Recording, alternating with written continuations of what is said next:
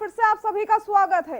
और जैसे कि आप सभी जानते हैं, हाथरस की गुड़िया को इंसाफ दिलाने की जो आग है लगातार बढ़ती चली जा रही है। हर कोई उसको इंसाफ दिलाना चाहता है और इस समय हमारे सहयोगी जयवीर मावी हाथरस में है। लगातार वो अपडेट देते जा रहे हैं। क्या कुछ इस समय स्थिति बनी हुई है अब?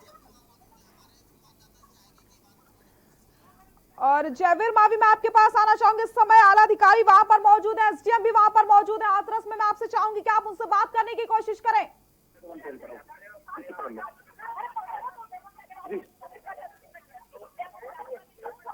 जी मैं बात कराता हूँ आपके एजेंट साहब से।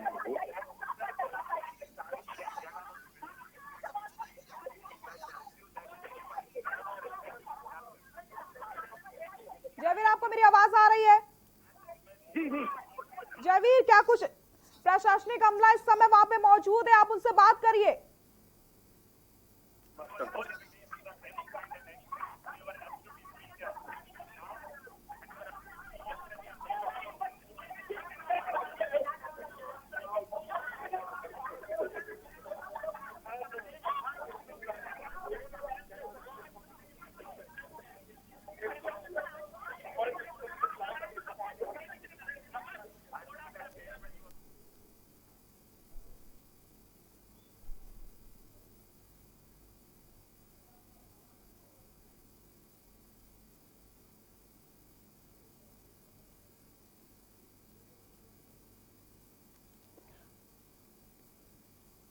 तो हमारे सहयोगी जयवीर मावी इस समय हाथरस में मौजूद हैं। जयवीर, क्या कुछ स्थिति देखने को मिल रही है?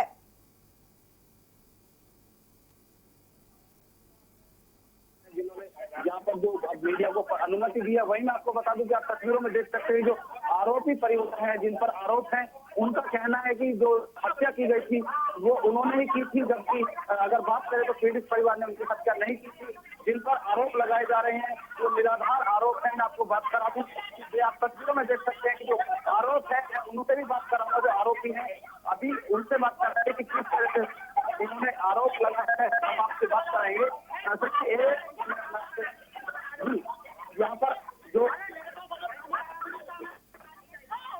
आपका जो आरोप लगाया जा रहा है, क्या कहेंगे उसको अपनी बात करेंगे, क्या कहेंगे आप जो आरोप लगाए जा रहे हैं?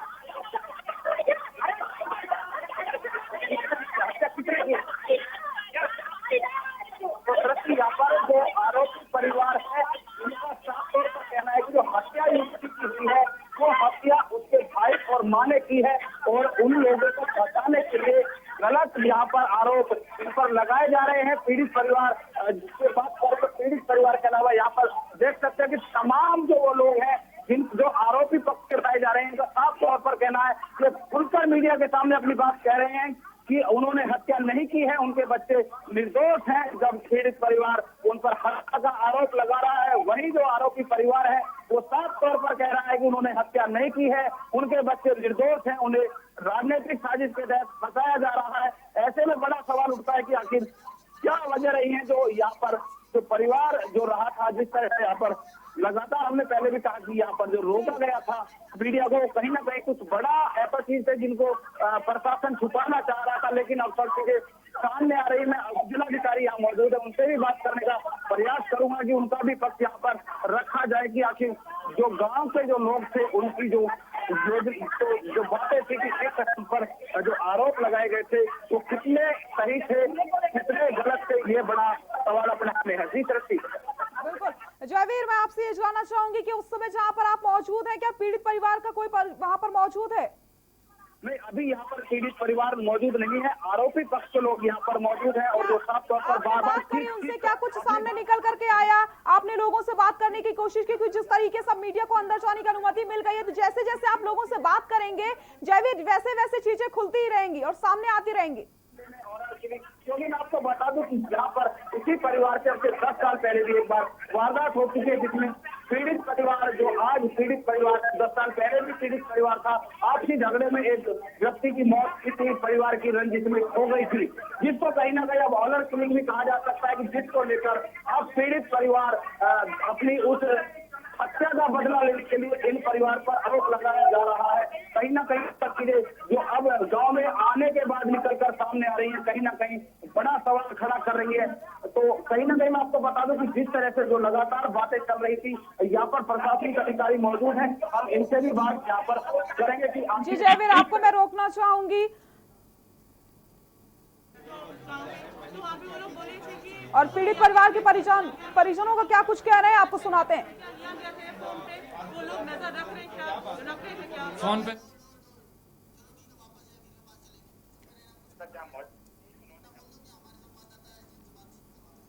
हमारे सहयोगी एसडीएम से समय बातचीत कर रहे हैं, आपको दिखाते हैं। ना हो सके, वो इन्वेस्टिगेशन किसी तरह का हस्तक्षेप ना हो, इस वजह से सिर्फ पिछले 2 दिन के लिए सिर्फ मीडिया ही नहीं सभी के ऊपर रोक लगी, तो जिसमें मीडिया के साथ साथ सरकारी ऑफिशियल जिनकी यहाँ पे आधिकारिक रूप से ड्यूटियां नहीं लगी थी उनको भी अलाउ नहीं किया गया था।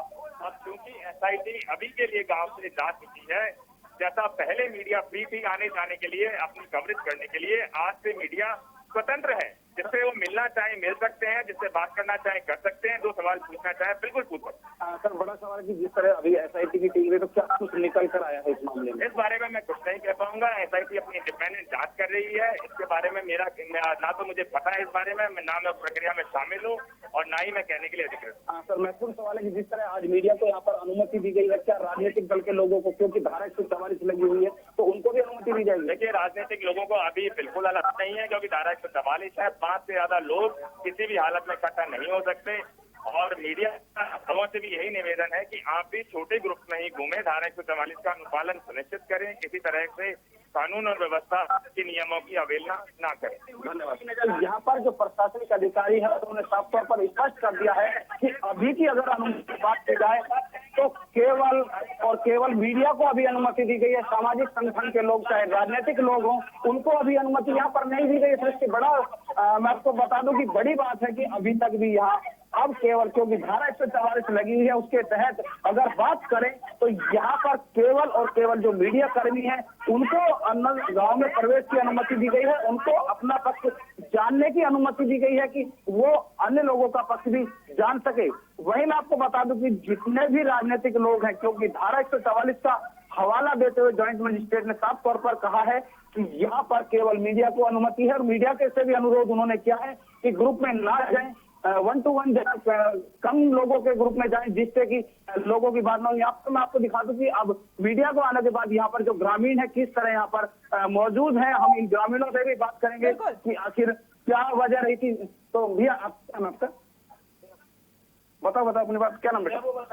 देखिए, ये लोग अभी कैमरे के सामने नहीं आना चाहते हैं क्योंकि गांव की बात है, तो लोगों को डर है कि कहीं ना कहीं इस चीज से प्रभावित है कि कैमरे के सामने वो अपनी बात कहें तो कहीं इस बात पे विवाद ना हो जाए, इस तरह की बातें इन्होंने कही है। तो मैंने आपको दिखाया कि जो ग्रामीण है मौजूद है, लेकिन अभी भी कैमरे के सामने आने से मना कर रहे हैं, इनकार कर रहे हैं, क्योंकि जिस तरह यहाँ पर बीते दिनों से जो घटनाक्रम हुआ है उसको लेकर कहीं ना कहीं मैं आपको बता दूं कि जो ग्रामीण है उनमें भय है, और लगातार यह भय बना हुआ है। क्योंकि जिस तरह अगर हम इनकी बात करते हैं तो जो माहौल है, आपने देखा होगा तस्वीरों में कि किस तरह यहाँ पर जो माहौल था उसको लेकर लगातार जो चीजें उठ रही थी, जो सवाल आ रहे थे, वो कहीं ना कहीं सवाल अपने आप में अब जवाब मिल रहा है उन सवालों का। क्योंकि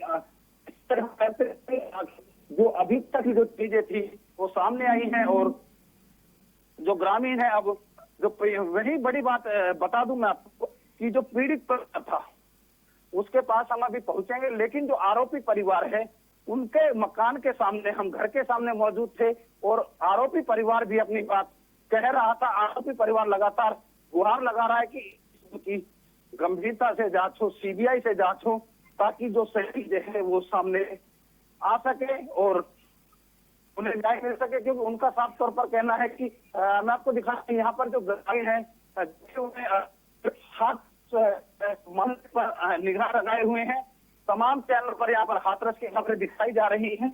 आपको बताना चाहेंगे तो यहाँ पर तो सामने बोलने को तैयार नहीं है। लेकिन जिस तरह की जो चीजें हुई हैं कहीं ना कहीं बड़ा सवाल आप में पैदा कर रही है। बिल्कुल जयवीर, सही कहा आपने। जिस तरीके से आपने ग्रामीणों से बात करने की कोशिश करी, लेकिन जब जैसे वो कैमरे से बचते नजर आए, क्योंकि कहीं ना कहीं जिस तरीके से 2 दिन से पुलिस फोर्स तैनात कर दी गई थी, किसी से मिलने नहीं दिया जा रहा था, गांव को छावनी में तब्दील कर दिया जा रहा था, अब उस माहौल से निकलने में काफी समय लग जाएगा। और कहीं ना कहीं इसी बात से डर रहे हैं ग्रामीण, और एक डर उनके अंदर बस गया, क्योंकि आप देखिए जिस तरीके से 2 दिन से छावनी में तब्दील कर दिया गया था गांव को, फोन छीन लिए जाते हैं और अभी भी सिर्फ मीडिया को ही अंदर जाने की अनुमति दी गई है और कोई नहीं जा सकता है अंदर ग्रामीण। और उससे जिस तरीके से आपने अभी बात करने की कोशिश करी, लेकिन ग्रामीण कहीं ना कहीं बसते नजर आए सवालों से, क्योंकि अभी भी आप देखिए सिर्फ मीडिया को अनुमति दी गई है और उसके बाद भी ये कहा जा रहा है कि ज्यादा लोग अंदर ना जाए। लेकिन कहीं ना कहीं अब जैसे ही आप पीड़ित परिवार से बात करेंगे और भी कई सारी चीजें सामने निकल करके आएंगी, क्योंकि लगातार जिस तरीके से आरोप लगाए जा रहे थे कि परिवार को धमकाया गया है और उनके ऊपर दबाव बनाया जा रहा है, कहीं ना कहीं एक और बात सामने निकल के आई थी जयवीर, जिस तरीके से डीएम की तरफ से ये कहा गया था कि अगर कोरोना से आपकी बेटी मरती तो क्या इतना मुआवजा मिलता। कहीं ना कहीं ये सारी बातों के जो अब जवाब है वो अब हमारे सामने आ जाएंगे जैसे आप पीड़ित परिवार से बात करेंगे। बता दूं कि जिस तरह का जो कुल घटनाक्रम है, अगर घटनाक्रम की हम बात करते हैं तो कहीं ना कहीं संदेह पैदा कर, कहीं ना कहीं कुछ बड़ी चीजें हैं, क्योंकि जिस तरह से अभी हम यहाँ मीडिया कर्मी जितने मीडिया है जहाँ पहुंचे, तमाम मीडिया से पीड़ित जो आरोपी परिवार है उन्होंने गुहार लगाई है कि वो उनकी बात सुने।